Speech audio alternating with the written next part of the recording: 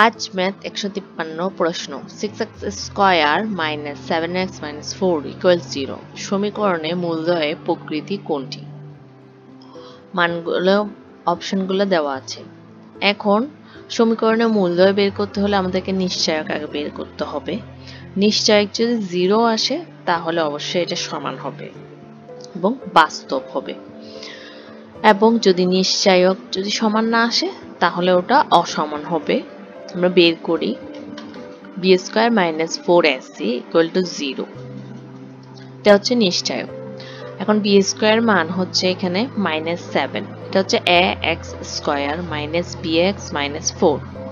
এখন b এর মান হচ্ছে মাইনাস 7, c এর মান হচ্ছে মাইনাস 4, এগুলো এমনি প্লাসেই থাকে। এখানে যেহেতু মাইনাস আছে মাইনাস মানই নিতে হবে আমাদেরকে। মাইনাস 7 স্কয়ার মাইনাস 4, এর মান হচ্ছে 6, b এর মান হচ্ছে মাইনাস 4।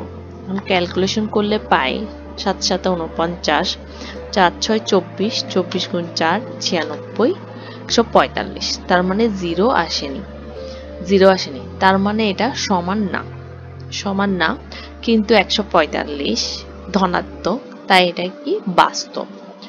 অর্থাৎ সমীকরণে মূলদ্বয় প্রকৃতি বাস্তব ও অসমান। উত্তর হবে খ। যেহেতু 145 এটা পূর্ণবর্গও না, সেজন্য এটা পূর্ণবর্গ সংখ্যাও হবে না, আর এটা অবাস্তব তো হবেই না।